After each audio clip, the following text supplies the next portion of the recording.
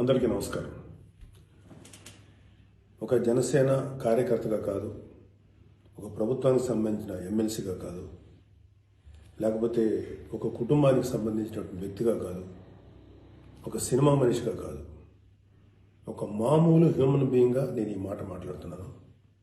దీంట్లో ఎవరికైనా సరే వివాదాస్పదం చేయాలనుకుంటే అది మీ వ్యక్తిగత ఇష్టం. కానీ ఒక విషయం మాత్రం మీతో స్పష్టంగా చెప్పాలనుకుంటుంది ఏంటంటే,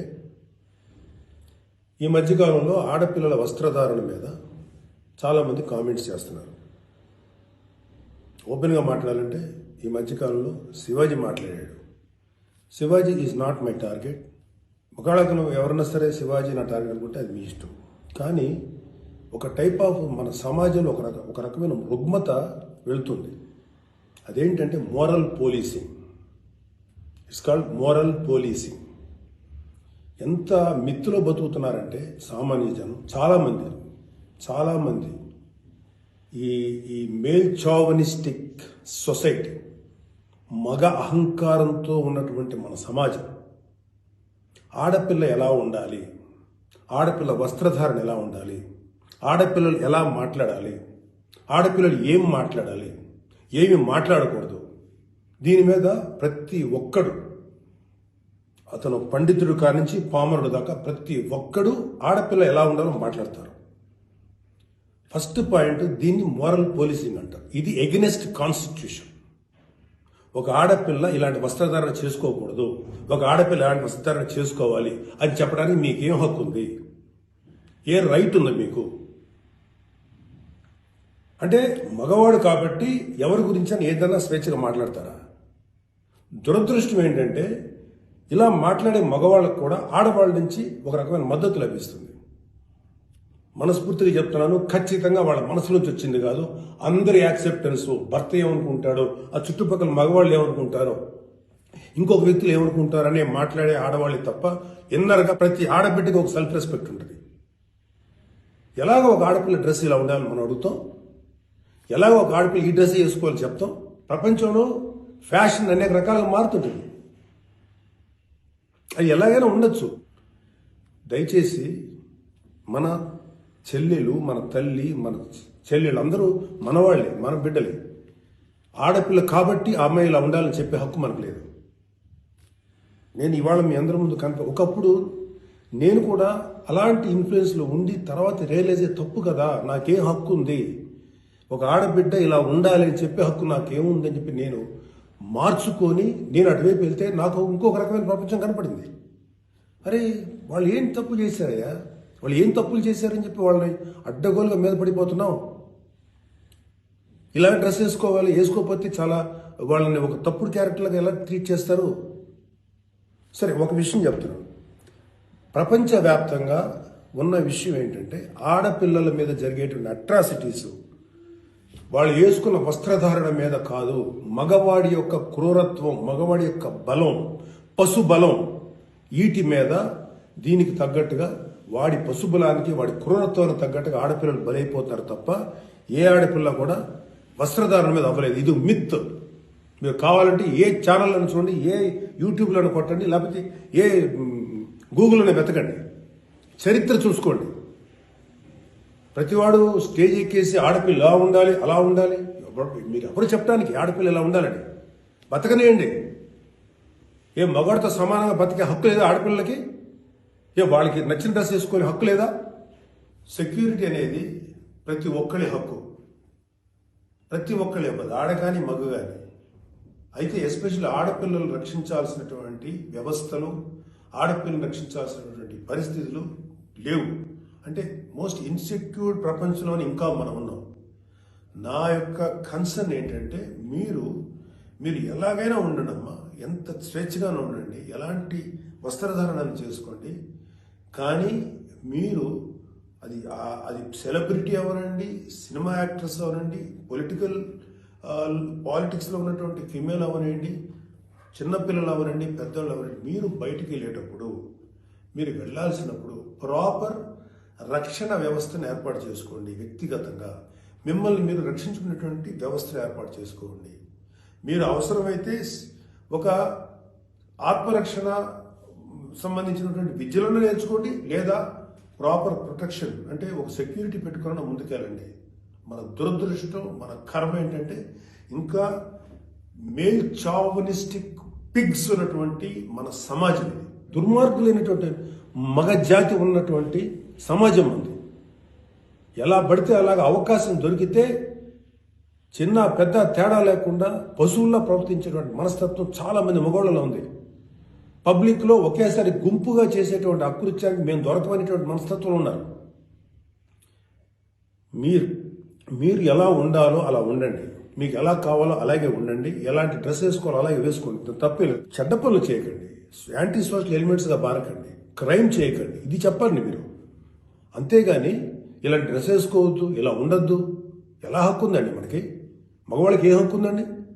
మహా చెప్పాలనుకుంటే అమ్మ మీ మీద ఎవరన్నా అటాక్ చేస్తే తిరిగి కొట్టగలిగేటువంటి శక్తిని సంపాదించుకోండి, డిఫెన్స్ నేర్చుకోండి.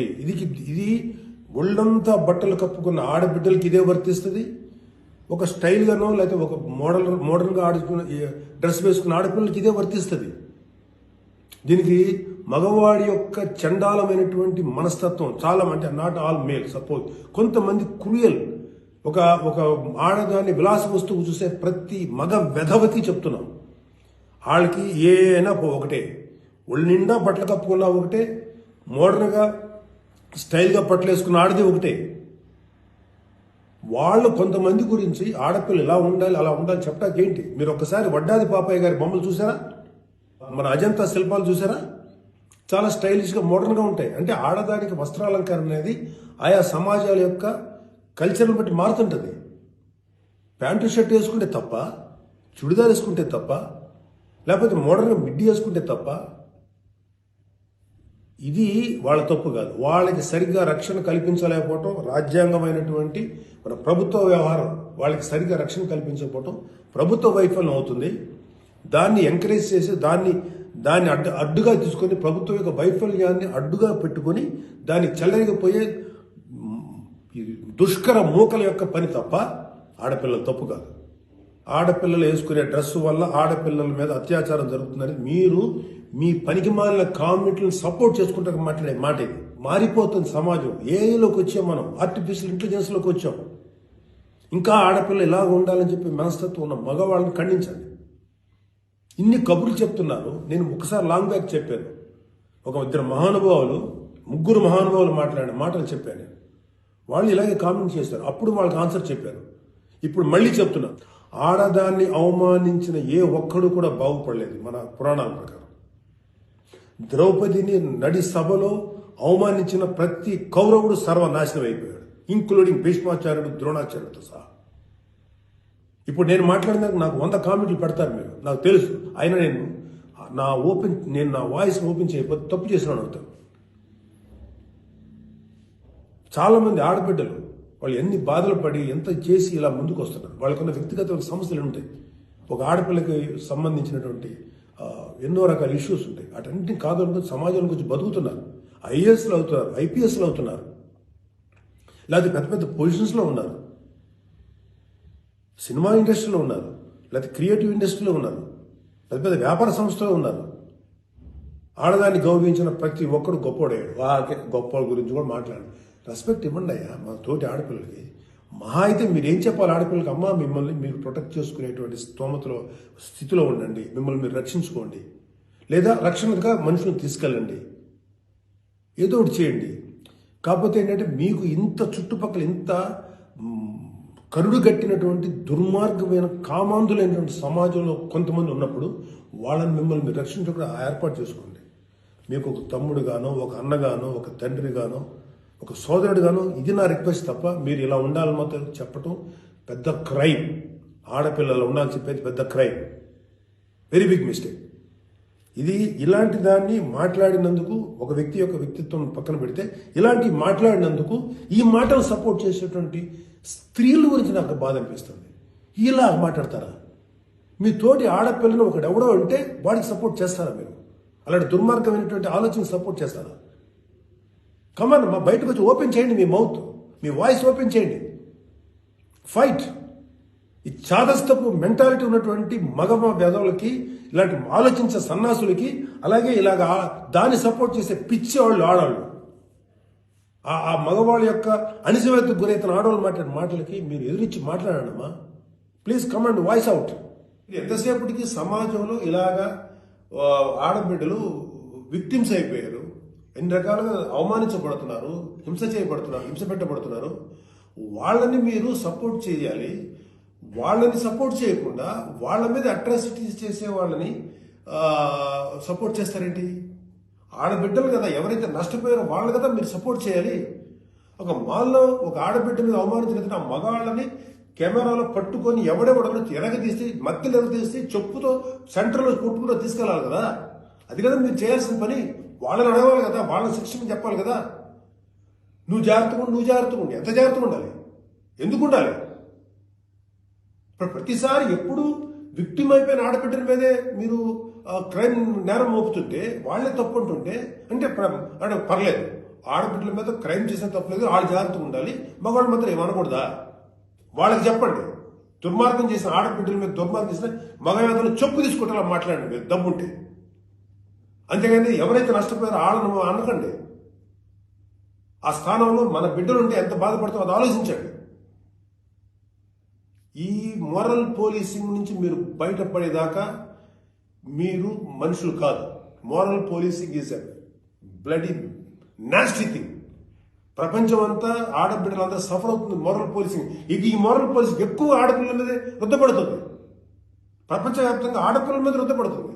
ఎవరైతే సమాజంలో గొప్పగా మాట్లాడుకున్న వ్యక్తులు ఉన్నారో వాళ్ళకి చెప్పండి. వాళ్ళందరూ వచ్చి మాట్లాడాల్సిన అవసరం ఉంది. ఎంతకాలం ఆడపిల్లల మీద ఈ అణిచివేత మీరు అవలంబిస్తారు? ఎంతకాలం వాళ్ళు అణిచివేస్తారు? అలా అని చెప్పి సాంప్రదాయాలు వదలమని చెప్పలా. మీరు సాంప్రదాయాలు ఫాలో అవ్వండి, రిచువల్స్ ఫాలో అవ్వండి, మీ గౌరవనీయమైన మీ మతాల్ని ఫాలో అవ్వండి. కానీ స్వేచ్ఛ, డ్రెస్ అనేది ఒక వ్యక్తిగత స్వేచ్ఛ. ఒక ఆడపిల్ల ఎలా కనపడాలి, అందంగా కనపడాలి అనుకోవటం తప్పులేదు. అది అమ్మాయి యొక్క వ్యక్తిగత విషయం. అమ్మాయి మితిమీరి ప్రవర్తిస్తే లా అండ్ ఆర్డర్ ఉంది, లా అండ్ ఆర్డర్ చూసుకుంటుంది. అలాంటి ఆడపిల్లలకి రక్షణ కల్పించడంలో విఫలమైనటువంటి రక్షణ వ్యవస్థ ఏమో తప్పు అవుతుందేమో, కానీ ఆడపిల్లలు తప్పు కాదు. ఆడబిడ్డలకి నాలాంటి వాళ్ళు కొంతమంది ఉన్నాం, ఇంకా చాలామంది ఉన్నాం. అదే చెప్తున్నాడు, మీకోసం మేము ముందుకు వస్తాం, మాట్లాడతాం. యాక్చువల్గా నాకు ఎవరు మాట్లాడతారు ఏదో, నేను మాట్లాడాల్సిన టైం ఇది. This is my responsibility towards women. ప్రతి తల్లి, ప్రతి బిడ్డ, ఆడది లేకపోతే మగాడు లేడు కదా. ఎలాగ మనం ఒక ఆడపిల్లను అవమానిస్తాం? ఒక ఆడపిల్లను అవమానించినప్పుడు నా తల్లి గుర్తురాదా, నా చెల్లి గుర్తురాదా, నా బిడ్డ గుర్తురారా?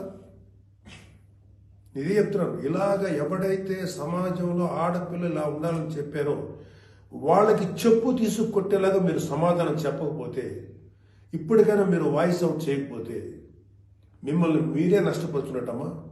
ఇవాళ నేను వచ్చి మాట్లాడుతున్నా కదా, ఒక మీ తోటి తండ్రి అనుకోండి, తమ్ముడు అనుకోండి, అన్న అనుకోండి, ఏదో అనుకున్నాను మాట్లాడుతున్నాను. మీరు ఇప్పటికైనా మీరు బయటకు వచ్చి మాట్లాడండి. ఖచ్చితంగా ఇవాళ నాకు I have to appreciate women commission. వాళ్ళు ఫైట్ చేస్తారు, అడుగుతున్నారు. అలాగే కొంతమంది ఆడపిల్లలు అడుగుతున్నారు.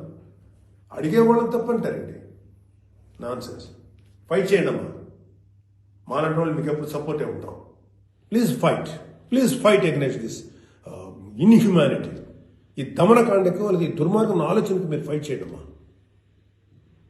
But come out, voice out please తల్లి. నమస్కారం.